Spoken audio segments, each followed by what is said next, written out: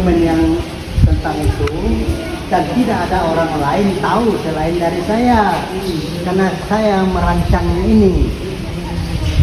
Pertama, waktu merencanakan katedral, sudah dipikirkan oleh panitia harus ada plaza untuk Maria. Maka dibuatlah ini dengan konsep alami. Maka pohon-pohon itu dibiarkan sehingga kita tidak merasa di gedung. Itu konsepnya, juga dengan tumbuh-tumbuhan itu yang bisa berbunga itu secara alami. Itu konsepnya. Nah, ternyata itu disambut luar biasa oleh umat paroki katedral, sehingga mereka berlomba-lomba karena ingin menyumbangkan patung Maria untuk di plaza ini. Nah, lalu saya bilang dengan panitia, kalau kita terima donatur yang mempersembahkan Maria Lourdes, nanti yang Maria yang dipertulis Fatimah marah. Kalau kita terima yang dari Fatimah, nanti yang Lourdes marah. Nah, yang di Medjugorje juga nanti marah, berkelahi mereka. Jangan, saya bilang kita buat baru dengan konsep baru. Maka saya usulkan supaya kita membuat patung Maria Bunda segala bangsa, karena katedral ini bukan milik umat Pontianak saja, tapi seluruh Kalimantan Barat, bahkan milik beberapa negara. Saya bilang kita dekat dengan Malaysia, Brunei, Singapura. Nah, mereka juga bagian dari gereja ini. Semua setuju. Lalu bagaimana konsepnya? Saya bilang karena ini ratu segala bangsa, tidak boleh wajah Eropa. Dan karena katedral ini 90% Tionghoa, tidak boleh wajah Tionghoa, nanti orang Dayak marah. Dan jangan pula karena gubernurnya Dayak lalu Marianya wajah Dayak, nanti Tionghoa tidak mau ke gereja. Nah, maka saya bilang wajahnya harus campuran, wajahnya harus campuran. Nah, lalu kami carilah pematungnya, akhirnya jatuh ke Jepara. Saya terbang ke Jepara untuk menerangkan ide ini. Kemudian dia buat, muncullah gambar contoh model ya, Bunda Maria yang subur, makmur, gemuk. Saya bilang nanti tersinggung orang yang kurus seperti itu ada. Lalu dibuat, ternyata kurus, pipinya kempes. Wah, ini tidak membawa sukacita. Buat lagi.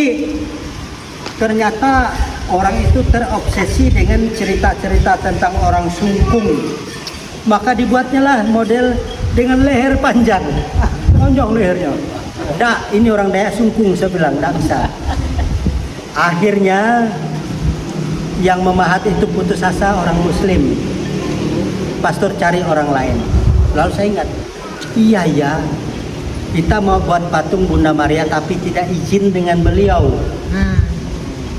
Kita harus izin, kita permisi, minta supaya dia berkenan jadi Maria yang kita inginkan. Karena pemahatnya Islam, maka saya suruh dia mulai berdoa. Waktu itu belum ada video call, masih HP jadul. Romo duluan, enggak, kamu duluan. Mulai dia pakai bahasa Arab, lalu ada bahasa Indonesia. Amin, amin. Giliran saya, doa saya singkat sekali. Bunda Maria, kami ingin menghadirkan engkau sebagai Bunda segala bangsa di gereja Plaza Maria, yang plaza untukmu di Katedral Pontianak. Sudah engkau tampil dalam benak pematung supaya dia bisa mewujudkan harapan dan keinginan kami. Salam Maria penuh rahmat. 3 kali salam Maria saya doakan. 3 hari kemudian muncul sampelnya. Ini dia, saya bilang, saya kumpulkan teman-teman, bagaimana ini? Cocok nih pastor. Maka saya telepon pematungnya, saya bilang, jangan diubah, ini bentuk dasar, sekarang tinggal finishing. Maka jadilah ini. Tetapi ada satu hal yang mau saya terangkan, yang orang lain tidak pikirkan. Karena ini ratu segala bangsa, maka apa dasarnya? Apa dasarnya kita memberi gelar dia ratu segala bangsa? Dasarnya ialah Yesus Raja alam semesta. Nah, kalau Yesus diangkat di alam semesta, Raja alam semesta kurang lebih usia 30-an, maka Bunda Maria itu tidak boleh lebih muda dan jangan juga nenek-nenek. Dia belum punya cucu. Maka dibuatlah usia antara 40 sampai 45 dengan pengandaian. Zaman itu gadis-gadis di sekitar Yerusalem juga di Nazaret itu menikah umur 15 tahun. Umur 15. Jadi begitu kami hitung-hitung. Maka muncullah Bunda Maria dengan wajah kurang lebih usia 40-an kan? Ya. Kemudian bagaimana orang tahu bahwa ini ratu segala bangsa? Itu dia menginjak bola bumi.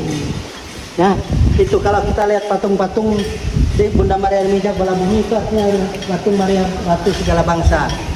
Saya bilang karena ini Kalimantan, maka yang paling dominan di situ ialah Pulau Kalimantan. Nah, jadi begitulah nampak. Nah, maka lalu karena dia ratu, kami beri mahkota. Karena aslinya tidak ada mahkota ya. Kalau lihat patung-patung Bunda Maria ratu segala bangsa ada. Ini sudah interpretasi saya. Pak Ratu wajibnya pakai mahkota.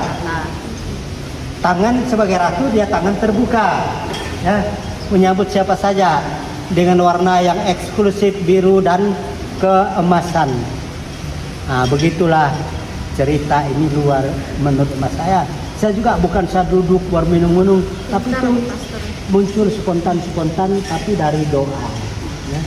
Inilah Maria Ratu segala bangsa.